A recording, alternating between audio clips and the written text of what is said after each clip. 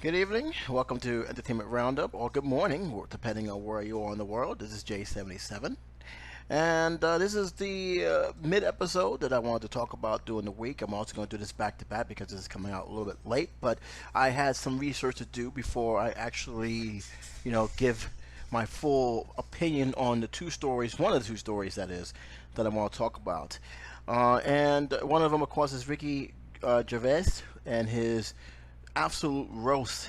I mean, it was the most honest roast I have ever seen in the Golden Globes that they have done. And of course, Collider, that situation that has actually happened, in my honest opinion, because as much as I want to join the bandwagon of poking fun or basically blasting Collider of what they did, what they have done is no different than most businesses I have actually have grown to analyze and see their downfall and the reason why they're downfall, as well as the reasons why they have done to cancel some of the shows they have chosen to do. Now, mind you, that doesn't give Jack Hines, the guy who basically, let's be honest, threw a lot of the heat on Collider. I mean, he single-handedly have brought a lot of the hate in a direction which in my opinion, he should never had any business of doing. But then again, when you're on your phone and you're not thinking properly, and you're basically responding to a bunch of fans who, rightfully so, is angry because their favorite show they followed for years is no longer there without any true explanation, you're gonna get that. But still, this is where pure relations, PR, good management of the situation plays in, and frankly, this man Jack Hines has failed on all levels. So these are the two stories I want to focus on.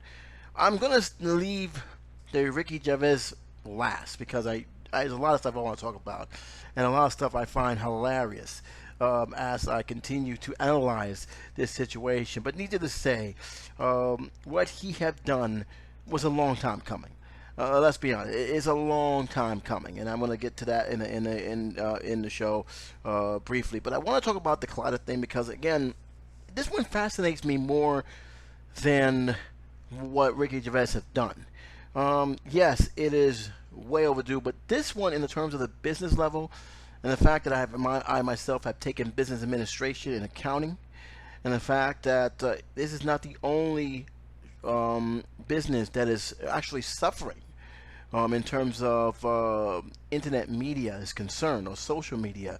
There's a whole lot of stuff going on in social media that you're probably not aware of, but what's happened to Collider is pretty much a part of what is going on, that I feel the need to actually talk about it. And the only reason why I hadn't brought this up on Wednesday, because originally I was going to post this on a Wednesday, I wanted to get more information of the state of just the internet media itself, digital media itself, and what has been going on. Because I don't know if you guys have realized this, a lot of the digital media that has been pretty much popular in its heyday are doing a lot of job cuts. Some just went out of business completely, or shows that are even in YouTube or find themselves forcing themselves to change with the times if they wish to stay relevant. Now, keep that in mind, not all of them are changing with the time. There are some shows that are staying the way they are when you first originally had followed them a few years back. And for some, it works just fine.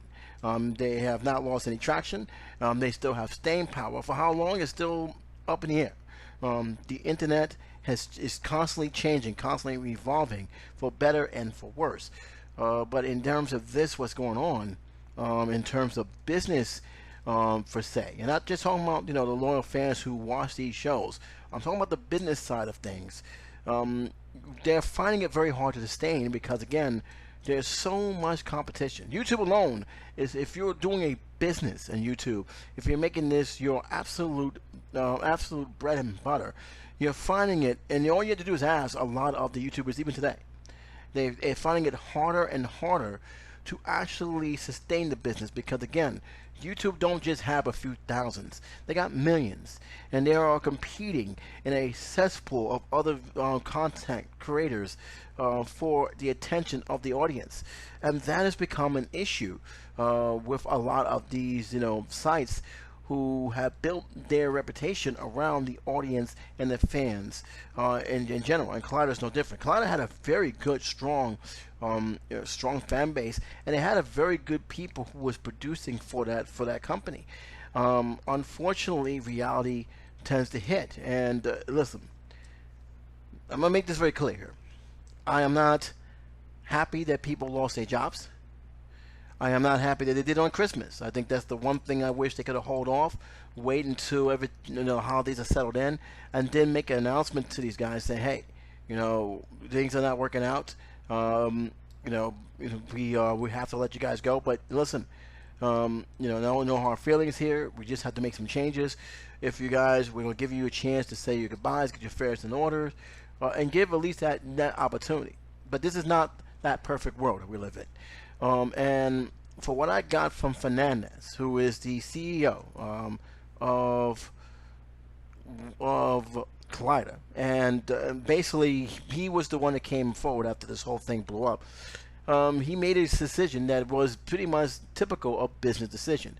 They saw a situation that wasn't working. They tried it their best, and in their own opinion, they had to make changes. Unfortunately, they didn't take into the account of the backlash of the fans, which let's be honest, most companies don't. They don't take the reality of how it's going to affect their fans, how it's going to affect the people on a daily basis. Not everybody is going to have the same situation, and most importantly, they didn't take the effect of how many people was going to respond to the overwhelming layoffs that Collider has had. And so as a business decision, he made that situation without being cautious that, hey, you got a brand here. If you want to keep your brand, you might want to make an explanation or at least slowly phase out these shows. At least that was done. But again, this is something that he decided to do. They have done it, and here we are. Now, as crazy as it may sound, the firing really didn't spark the anger. It was what Jack Haynes have done to spark the anger. And here's the thing. We can debate about whether or not Fernandez have done the right thing or not. We can debate whether it was a good PR move or not in terms of him keeping the fans in good graces and good standings with his company. There's no problem. That's not an issue. We can always have that debate. But there is no debating that what happened afterwards, what Jack Hine has done on Twitter, was inexcusable and just downright disgusting. You don't go on the web and basically disrespected the very people who built Collider, and that was the big issue here. Forget about the firing; it happens. They're not the only ones, by the way. There's a whole bunch of companies that are doing this. There's a whole list you can go down from that have either let go a lot of people or have actually fired. That just basically shut down shop or rebranded themselves, laying off people in the process. So this is nothing what Collider has done is any different. But what the person did, what Jack Hines did, going on Twitter and basically, spitting in the face of the creators, of the producers who helped build that thing, was just absolutely unacceptable. And he got called out. And you knew from just by the feeling of the whole way he was tweeting that he said, "Yeah, I messed up," and basically had to delete the tweet, but it was there. It was just it really angers me when people do this, because again, just by that tweet alone, I can tell that he does not have a pulse on what's going on in the business, and it is proven, and I'll explain that in a minute. But it was so bad that a guy who normally don't talk about the ins and outs of the business, who normally try to stay away from that drama that is happening, actually made a special rant video, 27 minutes long. I watched the whole thing, about just basically blasting Jack Hines. For what did we understand, he was the second in command, which the CEO kindly explained that he wasn't, but I explained why. I can understand why people thought it was in a minute. And it just basically went on and on and on. Many people made videos about this, some basically blasting what Collider have done. And again, I'm just upset that the fact is that you had a guy who should never have done what he did. Basically, the main tweet that basically set off everything is that I don't know what drove him. By the way, for what I understand from my research, they were asking the fans, and this is what fans do. Were upset that their favorite show was gone, that they had followed for years, and it was gone just like that. No proper send off. Basically without warning, just gone. That's it. And the fans are upset. They are saddened.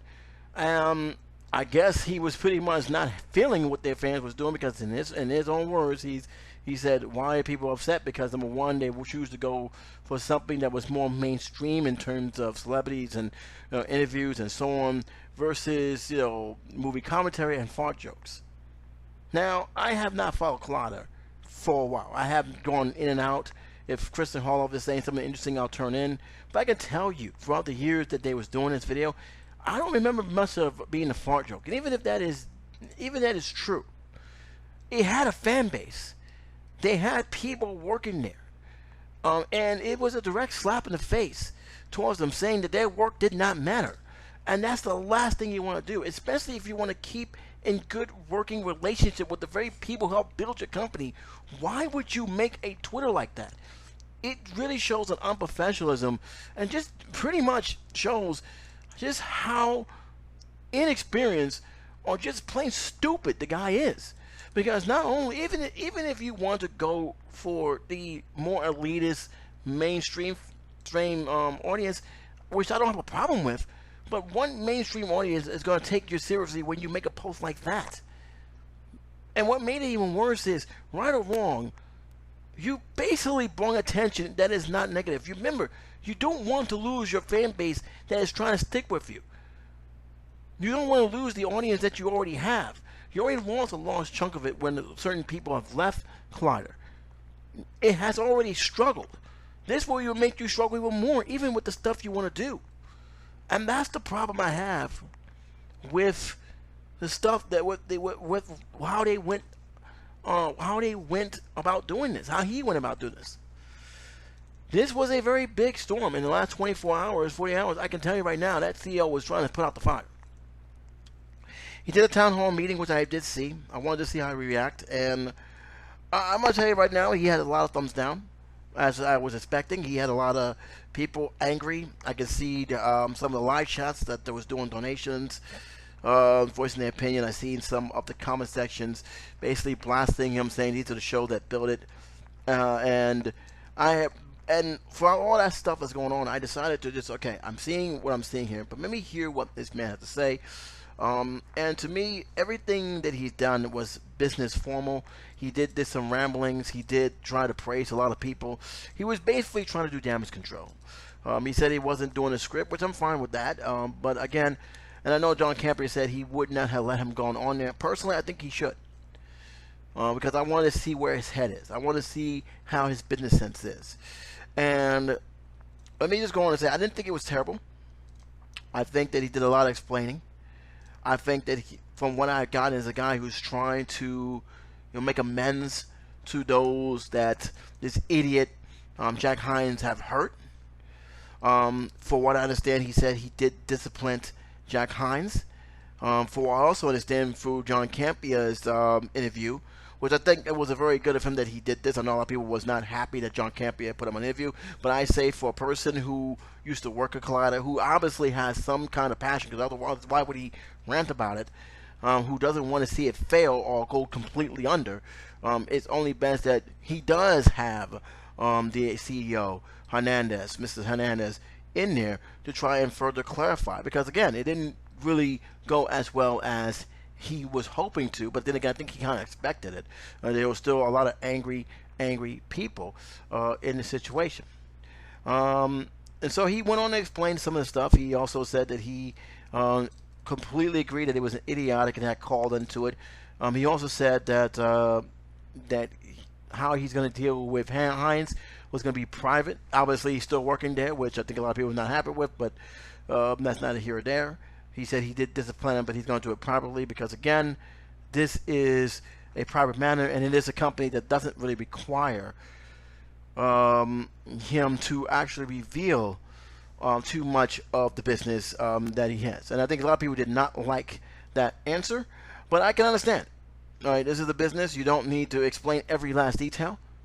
And he chose to do it privately, which that's fine. But I think a lot of people felt that was this plan action was done. I think he said in Campea that yes, it was.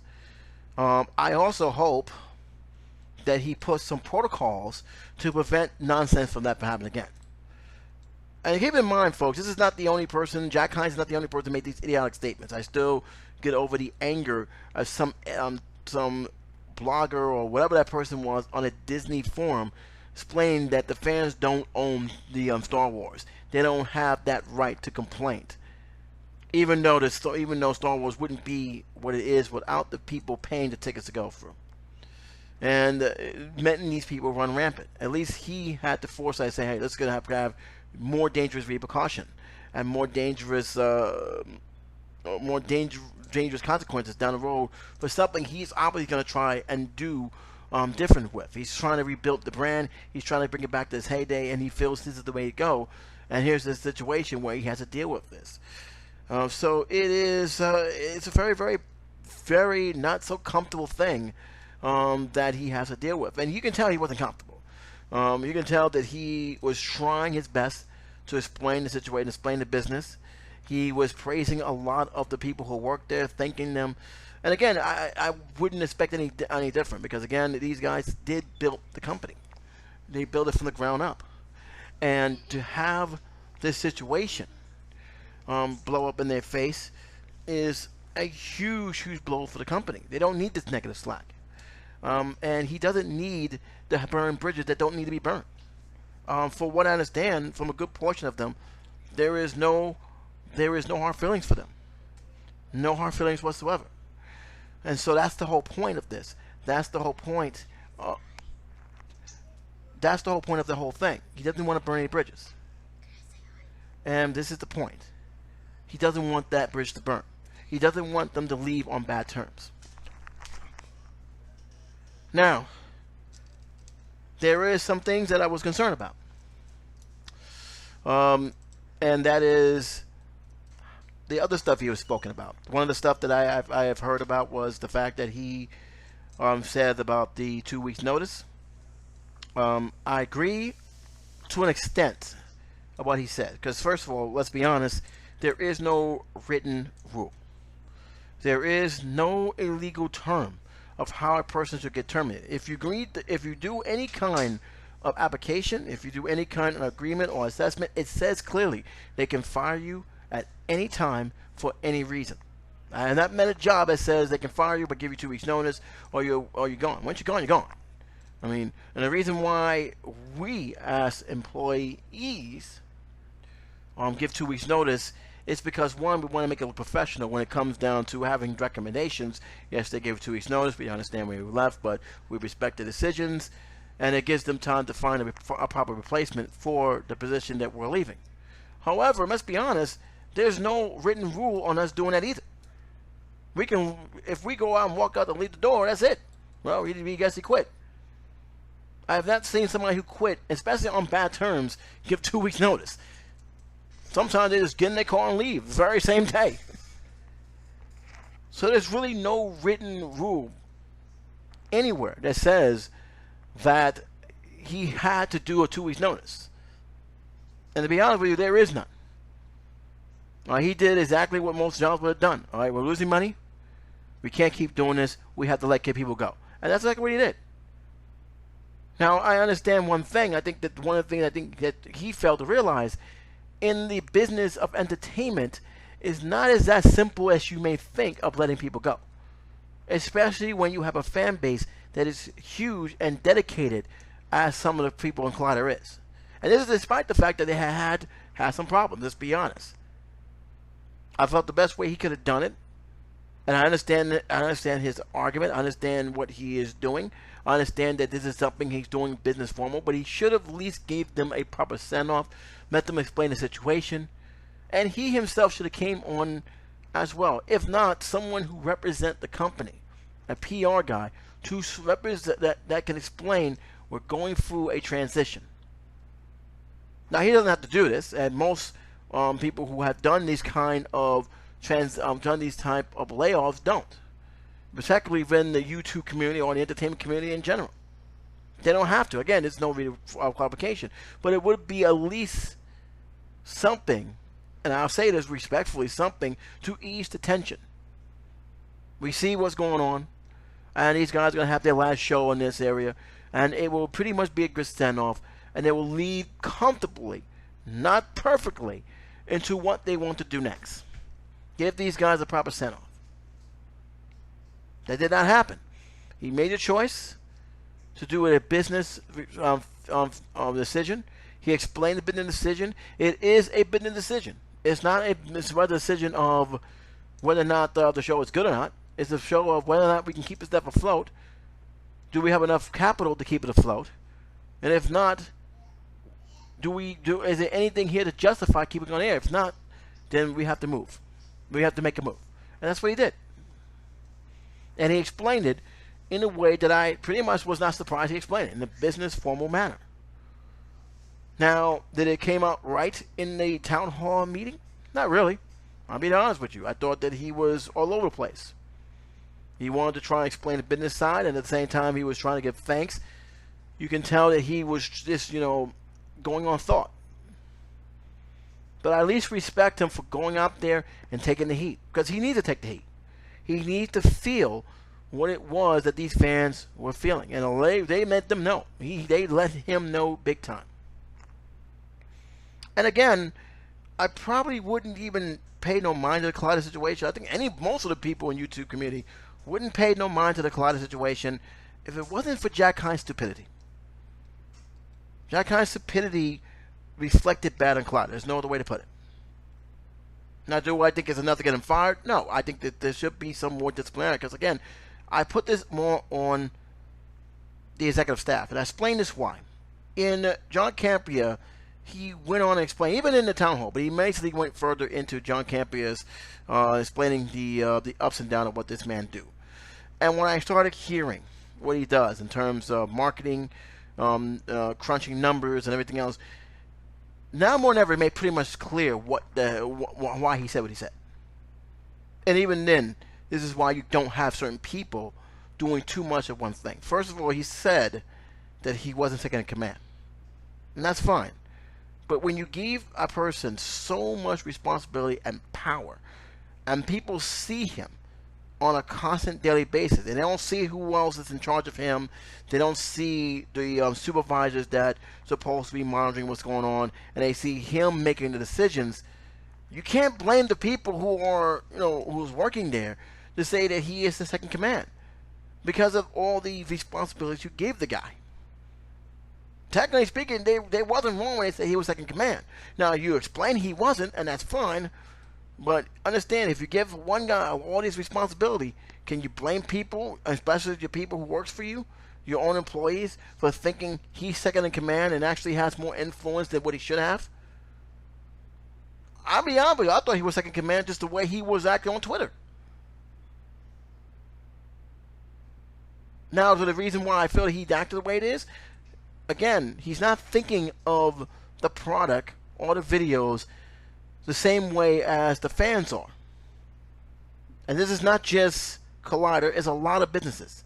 To us, we have a very, very strong love affair for the films we watch, for the videos that we watch, or whether it was on YouTube, Vismo, Hulu, whatever we get our fix on. However, we don't know what's going on behind the scenes. We don't know who the people who are running the engine and how they see it. And most of them see it as a numbers crunch, as a business. This guy who the CEO kindly explained pretty much sums up why he thought he would say what he said. This guy never had a post on what's going on. To him, these videos, these production was nothing but numbers. And what he saw was, this number doesn't justify this video being put on the air. And so whatever happened between the firing and everything else, because from what I understand is that he was getting, there was a lot of heat coming in, people complaining, people saying how come they didn't support it. That was the reason why. Because he's looking at the numbers. Well, how come they didn't support it when it was here? If they would have supported when it was here, it would have stayed here. But the numbers and the budget didn't justify it. If you think he's the only one that feels this way, you'd be surprised. Because in business, especially in the entertainment business, a lot of companies, Disney included, let's be realistic here, look at numbers more than they look at the actual property itself. They don't care if the fans love it. If it's not bringing in the money, that show's not going to stay long. If that show that runs for half an hour or 1 hour, it's not pushing a product, it's not going to stay long. If that show, which has 50,000 viewers, is not generating the revenue needed to keep that show running, and it's costing more to put an episode in than to actually just cancel outright, then that show's going to go. This is not a new thing. This is something that has always been part of the business. This guy is a numbers man. He is not looking at the fanfare of it all. He doesn't care about the fanfare. All he cares about is, does this show does the money we're pouring into the show justify being on the air? That's what they got here. That's what they have in store here. And that's what his thinking was. So when I saw those tweets and I looked at it again after, the Don Campia's interview, I said, this is why. His pulse is not on the community that Collider has built. His pulse would never in the community that's built. He doesn't know these shows. He has no idea what these shows are. He has no idea of the dedication and hard work these producers put in the show. He had no clue of the stuff that goes on, viewing on the cameras on or off. All he saw was numbers. Now, I don't know the numbers offhand. That's not my responsibility to know the numbers. Neither is anybody else. But it must have not been that great. And for what I understand, Collider has been struggling, along with a lot of other places here. A lot of companies are struggling. Some are going out of business. We just recently found out that Mad TV is no more. I mean, Mad Magazine, actually. There's a lot of problems going on right now. There's a mass layoff within the digital media. And it's not just smaller companies or independent companies. CNN, Fox, a lot of major companies are having the same problem too. Why? Because they're finding the competition too fierce and it's not profitable. Collider is no different. And yet, the reason why you hear Collider more so than anything else is because of one bad PR move. That's what this is all about. The PR move was bad. There's no other way to put it. No other way to justify it. It was horrible. Now, according to the CEO who was being interviewed, Hernandez, he said it was disciplinary actions made. He also felt that he should have done it more properly. And he felt that this was a learning experience for him, which I think it is, because let's be honest, I don't think he had any clue of the love and the passion that these fans have for these shows. I don't think he did. There's no way you can convince me he was. Now, again, do I knock him for making a business decision like that? No, because for one reason. He's not the only one that's doing it. There's some that's just worse than others. He made a business decision, a cautious decision, but I think that he's in this business, I think that he's still green. I think in many ways he is still green. One of the reasons why is John Campia made a point. He said, listen, the reason why I left because number one, my creativity didn't match well with his. But he never left on bad terms. If he were left on nasty terms, awful terms, I'm pretty sure he wouldn't be interviewing the guy. And again, I think a lot of people are asking, again, I've seen some videos already, having clock on them and saying, why is John Campia helping them? Why not? I don't think he's helping them more of this cleared away. He is actual internet entertainer media. He's part of that. Now, whether you agree or not, I'm pretty sure he doesn't want to see that show collapse. And it's a good PR move, and for the guy, because at least it shows, hey, he don't have no bitterness. And I don't feel he was holding his hand. He brought out the stuff that needed to be brought out. But again, this was a business decision that honestly is something that really I saw coming. And let's be realistic here again. There's been a lot of changes on the internet these days. A lot of places, a lot of internet sites either closed down or reinventing themselves. Even Christian Harloff's Smoes now is not the Smoes Knows anymore. They ain't called the Smowdown anymore. I think they called it SEN. I think the Smoes Network. It's not done that by accident. Look at Angry Joe. Angry Joe, which is known as for video game reviews, does more interviews now than ever before. He does more stuff now. I forgot what an Angry Joe review was.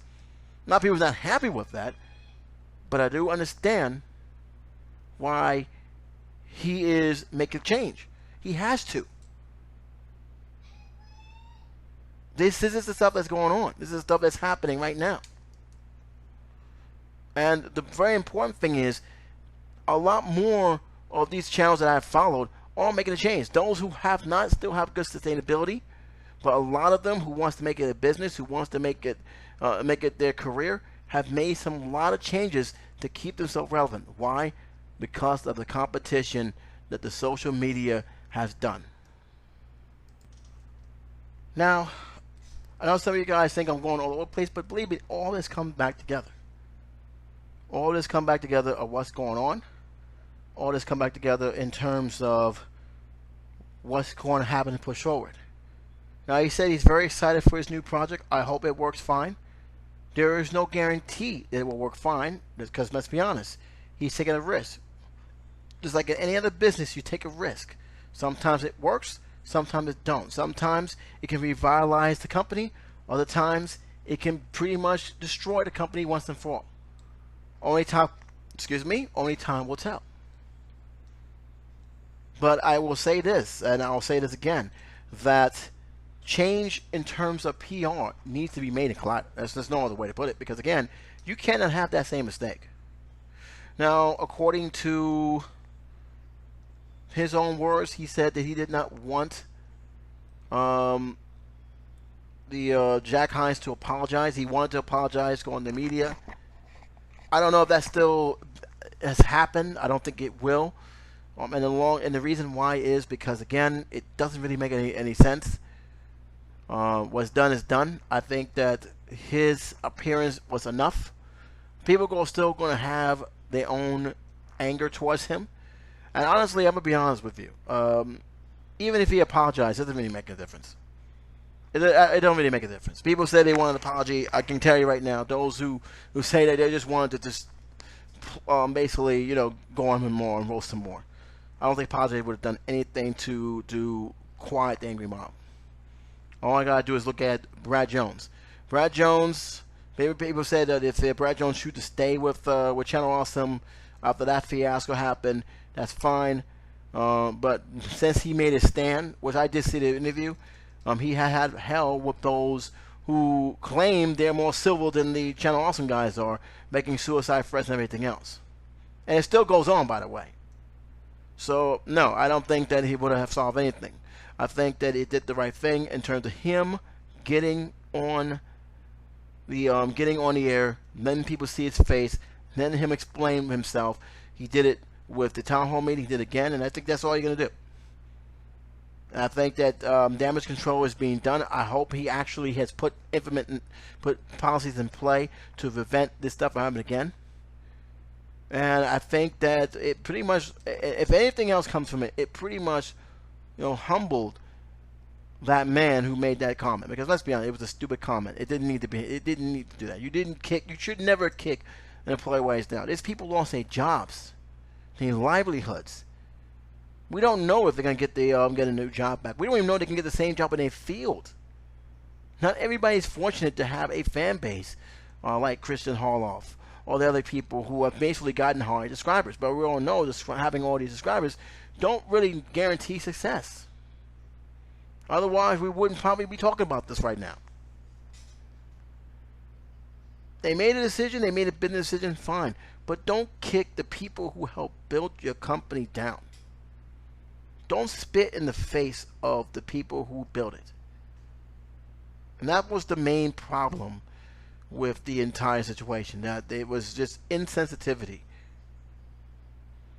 And for the record, if he's not the main person in charge, if he's not the second man in command, then you need to make sure that you know that from all of the people in the counter for in your office.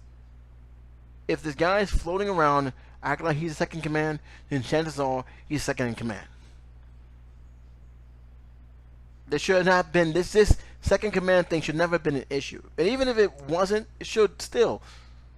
That employee should have no business saying what he said. Now, mind you, Jack Hines said this not in the office. He said it on his iPhone. So for all we know, he would have been in Starbucks drinking a cup of coffee for all we know. But this is the problem. This is why it drives me nuts when people go on, even today. One of the reasons why I don't comment too much on Twitter these days is the stupidity of some of the stuff I'm reading. People when they tweet sometimes, they tweet with raw emotion, not thinking about the overall consequences of that tweet. And then they wonder why they get their account suspended. Well, all you need to do is look back at your tweet and really think about what you just said. The answer is right there.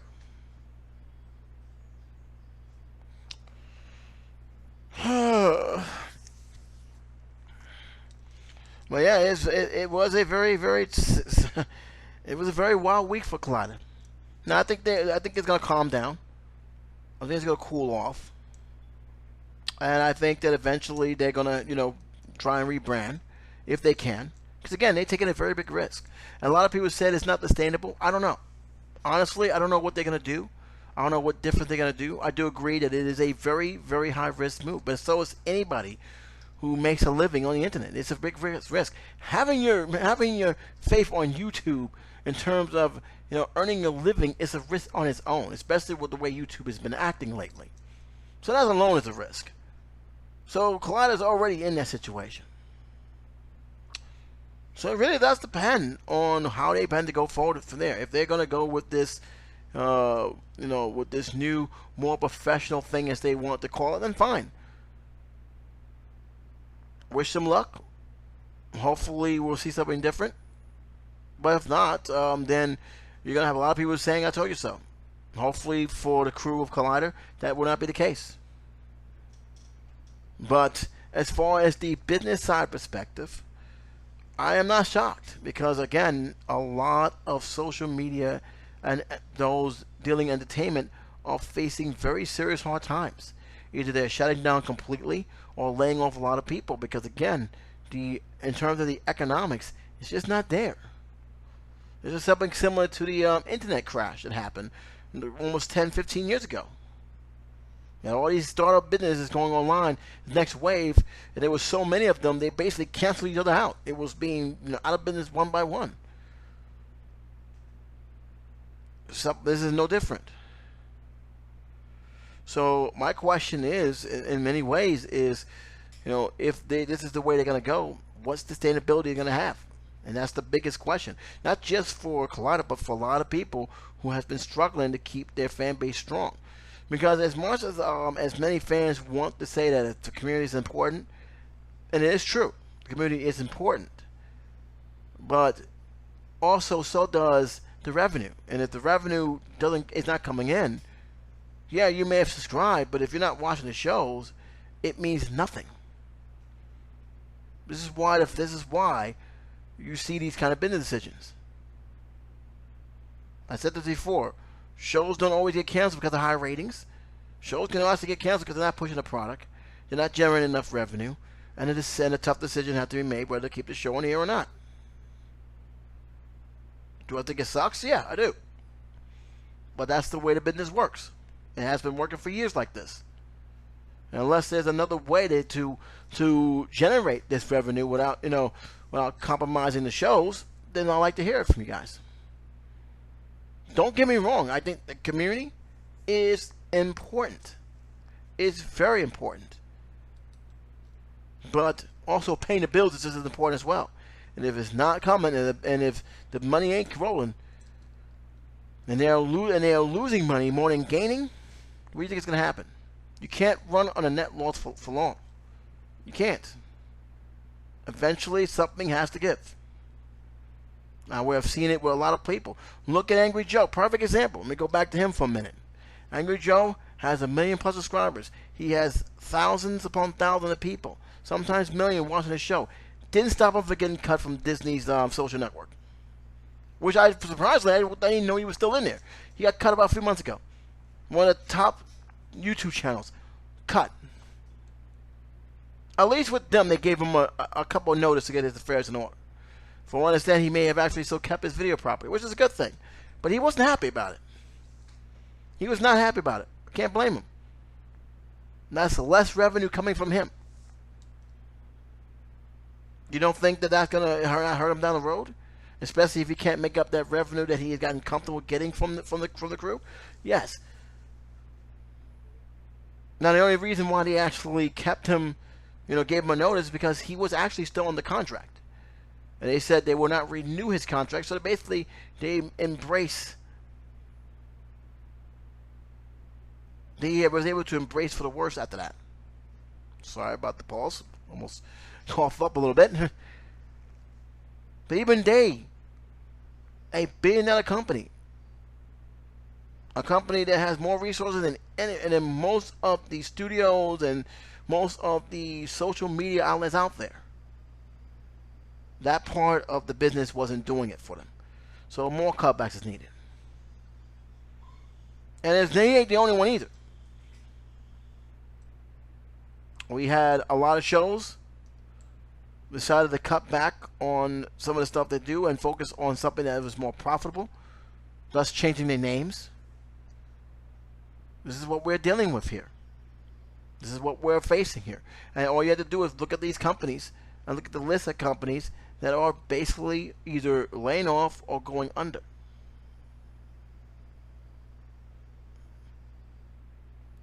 This is the reality here.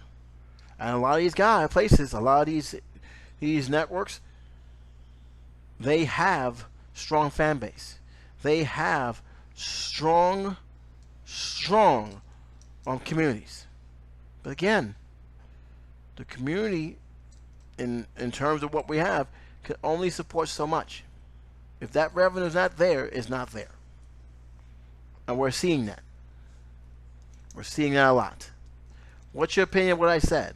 I like to hear what you say. I like to hear what your opinions are, especially if you're a fan of Collider. I like to hear what you got to say about it because it is a very serious topic.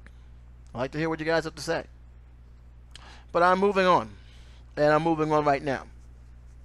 Like I said before, those who are listening here, I probably wouldn't have paid attention if it wasn't for that one stupid mistake. That one stupid mistake was it was disappointing, but also insensitive, but also just plain wrong. You don't do that. And hopefully that'll be the last time we hear from that. But again, knowing the social media, we're going to hear more than that. Because a lot of people are not professionals. They don't know about proper peer relations. And then they wonder why they get into trouble there again.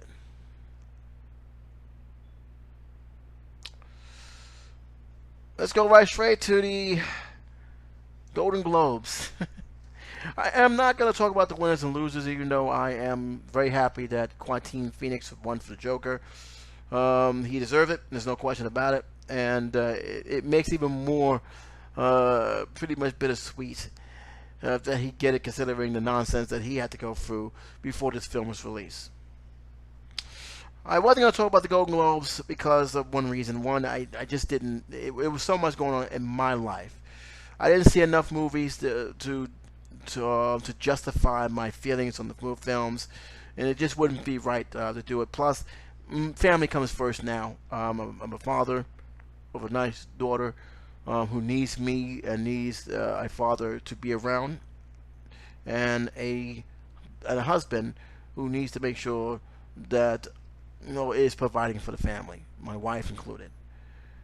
And so I really wasn't going to talk about this. So normally I do it as a tradition, but it's been a while. I probably will do it next year when I'm more back and formidable in terms of movie reviews and everything else. I will talk about it next year. But I wasn't going to talk about the Golden Globes. I didn't really care. I didn't really care. I'm not even care about the Oscars, even though I may just give the nominations of the Oscars and give my own feeling about it. But I just didn't care. I really didn't. Until a certain little person came in, Grievous, and pretty much Ricky Gervais, I believe his name is. If I'm saying his name wrong, I do apologize. But when I apologize, is laughing my ass off at what he was saying, because not only was it fun and hilarious to see not only him making the jokes, but seeing the facial expression of those people in attendance. But everything he said was absolutely true. And I know some of the media not very happy with him, which I do not care. Because some of these medias who are not very happy with him are not really medias, in my opinion. I really have a problem with the way the entertainment media has been handling a lot of things, situations the last few years. Not just this year, but the last few years. I'm getting sick and tired of the media trying to dictate what I like and don't like. And to be fair, I'm getting a little tired of some of these channels trying to dictate to me why I should not like something, and why if I like something, I'm a fool for liking it. This is one of the reasons why I did not want to watch Ghostbusters or talk about it. Yes, I've seen it. The Ghostbusters, the female Ghostbusters. I've seen it. You know my feelings on the movie? So it was okay. Although there was a lot of good things about the film, there was a lot of good things I didn't like about the film. But overall, it was entertaining. I thought the girl should have had a better script. I thought the woman deserved a better script. I thought it was held back by some of the jokes that was given. A lot of jokes was hit and miss.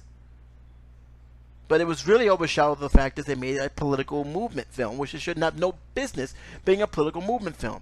And I gotta hear idiots telling me if I don't like something, I'm a sexist, racist prick.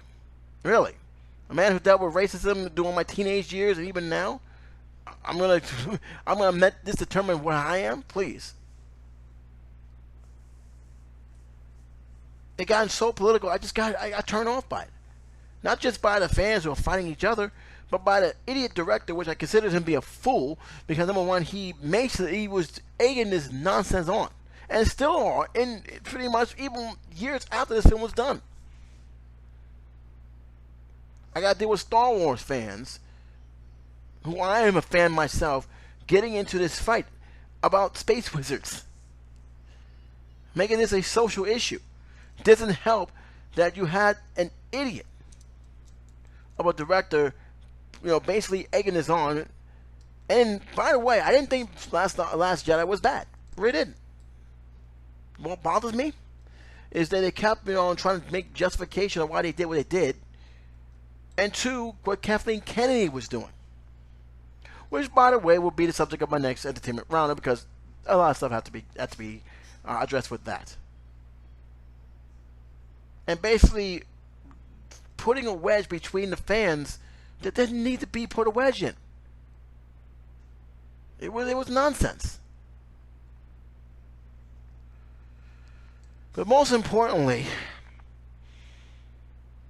how these films are being released in the last few years. Not just Ghostbusters, not just Star Wars, but a lot of films. There were two films that comes to mind this year. That was Countdown and the Black Christmas. And I knew there was a problem the moment I saw Chris Duckman review, which is a good review. I think you guys should check it out. It really hits the nail. But most importantly, my number one reviewer that I always love watching, whether I agree or disagree with his opinion, Jeremy Jahns. When they start talking about the issues of the social messaging in the films, you have a problem. That's an issue. And it's becoming an issue not just in movies, but on television as well, and everything else. And it's becoming an issue. And it's not helping the product. When your movie is trying to make a political statement and not actually telling the story that the movie is supposed to be based upon, you have a problem. When you're actually put a memo saying that your film has to have a social message in order for a script or a story to be put into the big screen, you have a serious issue. Let me be very clear on this. So I'll make no misperception here. When it comes to Hollywood, there was always a political message in films.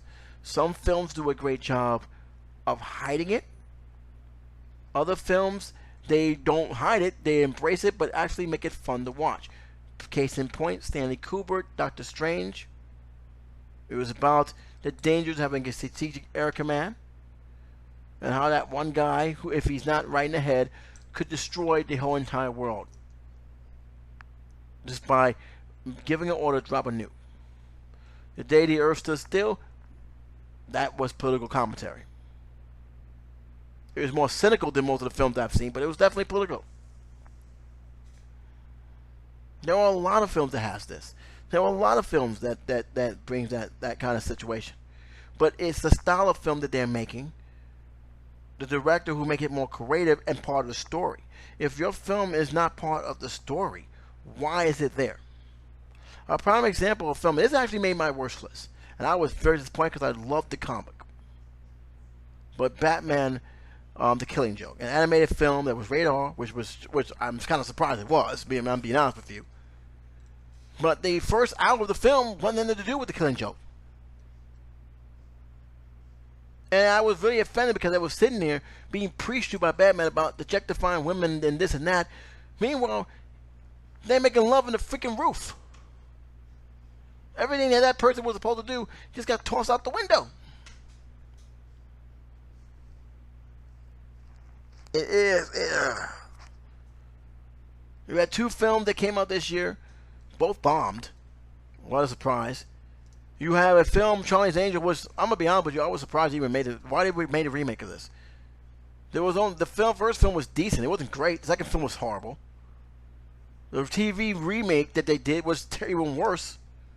It had nothing new to offer. And this film had nothing new to offer, with the exception that Kristen Stewart was actually the best thing in that film. And I wish that she had get more major roles. Because number one, if out of all the people who was blacklisted wrongly, was her. And she's a good actress. And all you had to do is look at an independent film to do it. So I was actually rooting for her, more so than this film. Kind of hard to root for a film when the director said man is the problem. Really. But the reason why this film didn't succeed because white men this and all this stuff that. No, it wasn't. It was because, number one, your film didn't look interesting and your trailer didn't please anyone. And speaking of which, you telling me that women don't count as audiences? They don't go to films? They don't sit down and watch movies? A lot of bad decisions on that. Let's just be real. There's a lot of bad decisions that has pretty much ruined the experience of going to movies. And they continue to do this. They continue to put this on video games. They continue to do this on comic books. They continue to do it in films. And I got news for you. People are getting sick and tired of it. I'm getting sick and tired of it. And look, anyone who knows me, anyone who has seen my blogs or review, I'm pretty much neutral when it comes to this kind of stuff. I have no problem saying I'm a moderate. I have no problem saying that at all. And for good reasons. The nonsense that's going on here. I have never seen such a divide in entertainment like I see in here. It's just ridiculous. And it doesn't need to be. I don't know what Hollywood's trying to do. I really don't. It's making me sick. I'm tired of seeing this nonsense against a bunch of people who, let's be honest, are a bunch of hypocrites. You want to have a political message, but you want to knock an actual film that actually have more of a message, a positive message, because it doesn't fit your criteria. Hence, Martin Scorsese. This brings me another problem with a lot of these guys here. A lot of these filmmakers, a lot of these companies. And I think that the comedian, Mr. Ricky, I like to call him now, have done well. He brung it out. Straight up. What the hell are you going to talk about diversity and equal rights when you're going over to another country and basically, hiring slave labor? Paying 17 times less than the work requires. Pennies of the dollar. How the hell, but yet you want to preach to me about social equality and everything else. Yeah, that works perfectly fine. He was right about saying that they live in a bubble. They do. And let's be honest here. In terms of Hollywood, in terms of entertainment, they're not doing this because, number one, they believe what they're doing is right. They're doing this because they think This will bring them money. Then it will generate revenue. When Chris Stuckman said that he made a script and they told him that he needs to put some kind of political commentary where it belongs there or not, was the most ridiculous thing I ever heard somebody said. I couldn't believe they said that to that man. But then again, this is the problem. You have these small group of people who believe in this stuff and is trying to shove it down people's throat, and that is not the way to do it. If anything, you're turning people off. And then you come around and say, "Oh, if you don't like this, you don't support it, then you're hating." Yeah, that's really going to bring people in. Prime example is the Star Wars thing. I was just laughing. I was laughing my head off about the fact that one of their favorite stars got Jar Jar. Rio got messed up here. This is racism, even though, to the film's credit, the sequels trilogy is more diverse than both the original and the prequel trilogies combined. I'm not even kidding. Yet that doesn't seem to matter, doesn't it? You just want to focus on one character. You want to know why they cut her? I'll give you the reason why. She wasn't making money. Her dolls was not ranking out the shelves. Her dolls wasn't making money. Her merchandise wasn't pushing the barrier. That and the fact that J.J. Abrams didn't care for the character. That was Rian Johnson. We'll get to that in a minute. We'll get to that in the next episode, because man, oh man, do I have a lot to say about the Star Wars thing. But the social push that they're doing now is so forced and so heavy-handed with SAWs, to the point where it's just basically it's becoming annoying and sickening.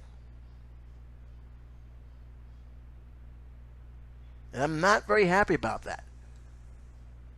Because one, you can't tell me about equality and equal when you're trying to get people fired for not agreeing with what you're agreeing. Or basically calling them every hate thing in the book. Yeah, that's going to really get me on your side. If anything, it's turning me off.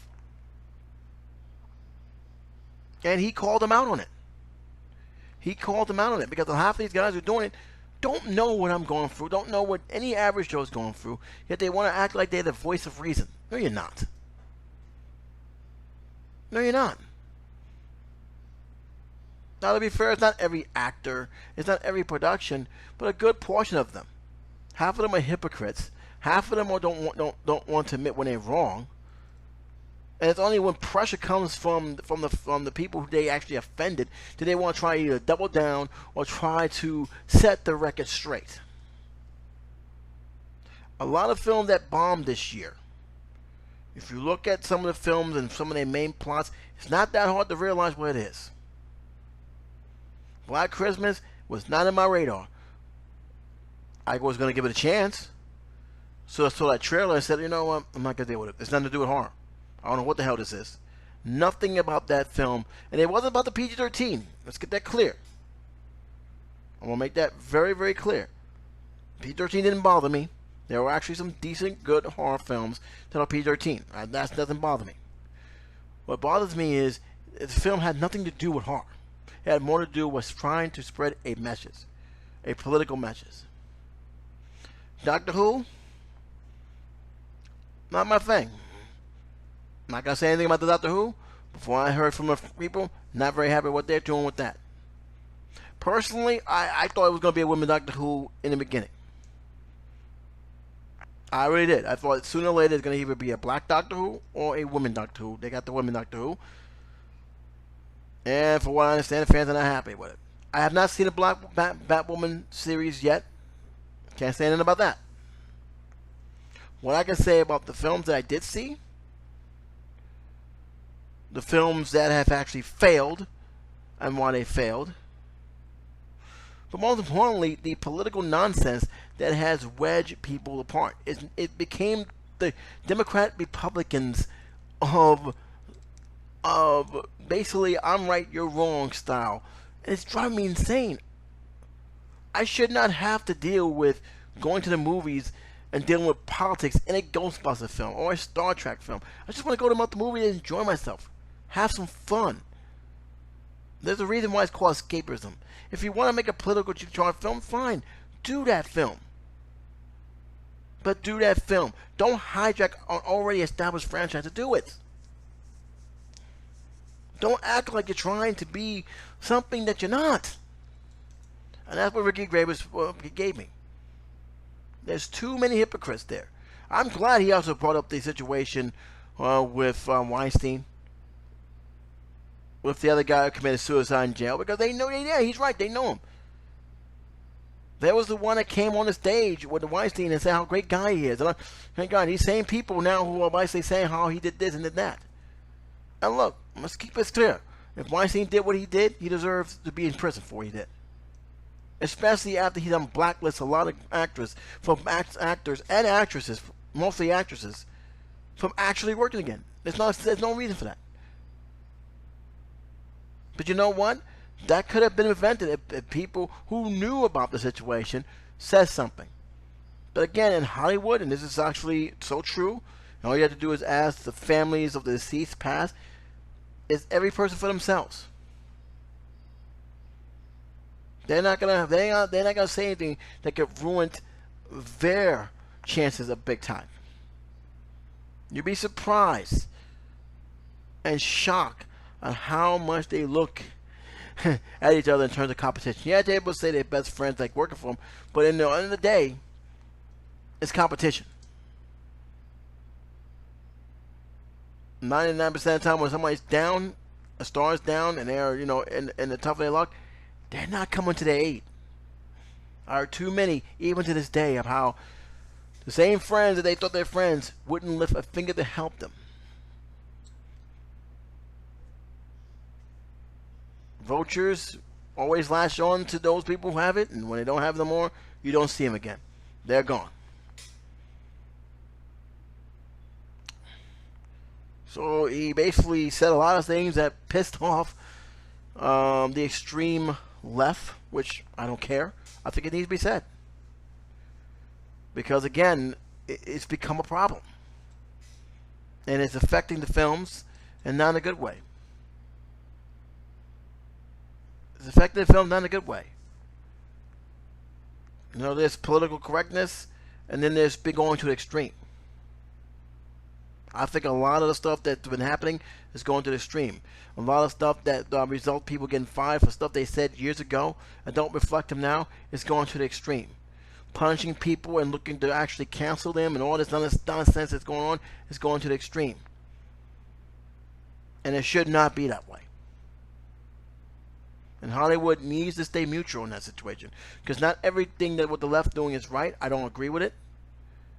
We had a Democratic mayor in New York, who I consider to be the most corrupted person in the entire office right now. More corrupted than any other mayor I've seen. And I've been through a couple of them. Koch, Dinkin, Giuliani, Bloomberg. Now you have de Blasio. I thought de Blasio is the worst of all. I really do. I really do. Yet he's supposed to be progressive. He's supposed to be more liberal. He's supposed to be more to the left. Doesn't stop him from corrupting the office. Same thing with what's going on with the situation when Joaquin Phoenix. Joaquin Phoenix, he does not like the media, and rightfully so, because they tried to ruin his film. These same media outlets talk about fairness and equal, and we need to discuss about social issues. Well, here's a film that did it right, and they try to take it down. Basically guilting people, saying, hey, you watch this film, blood is in your hands. How? Wonder why I feel fake news exists? Because of that. That's a person who those media outlets, they don't care about bringing facts. They just care about making news, stirring people up, and for nothing.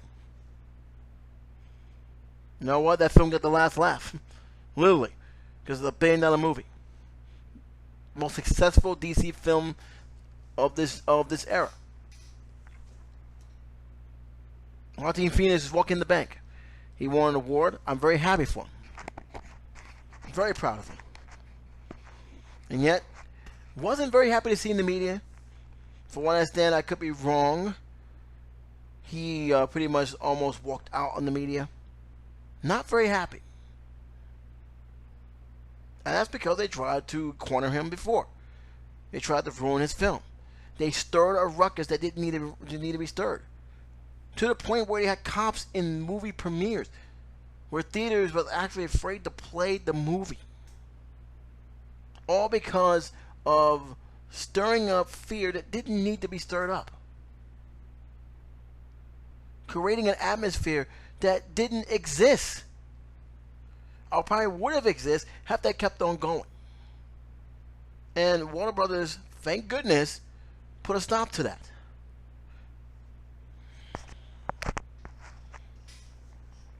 So when he said what he said, I agree 100%. We've gotten too political, and we've gotten too socially conscious and too worried about what people have said. And that roast that he did was a work of genius. And people said it was not the right time. How dare you? No. Good. Continue. Because sometimes the truth hurts, and they need to hear it. Now, I didn't stop him from making political speeches. I know he said, make your political speech, say thank you God, and get the F out. I knew that wasn't going to happen. He knew that wasn't going to happen. And this is his last year anyway. He didn't care. But the point being is that it was constructive criticism that needed to happen. Because there's a lot of those guys who are smug of what they are, who look down on certain media because it's not their type of media, even though they came from that type of media. And they want to preach to a group of people who just want to be entertained. They want to be entertained. They don't want to hear the nonsense. They want to be entertained. They want to spend their money on stuff that's going to make them happy, they're going to make them laugh, even make them scared. The last thing they want is to hear someone's political message or social message in a film that doesn't need to have it. 3 films come to mind this year. All 3 of them bombed. Countdown, Charlie's Angels, and of course, Black Christmas. And Gervais did excellent job doing it. And I do agree with some of the YouTubers who actually have done a video on it saying, hey, comedians should be doing more of it and not be afraid to say what they think. Dave Chappelle and his comedy skit was the first that did it, and I think this guy's done it. I wish more of them do. But I feel that was a necessary thing that has to happen. Because too many times we're seeing it happen over and over again. It's from directors saying those dumbest things to them trying to make a political satire, getting even angry when what they did was so bad they had to go back and refix everything.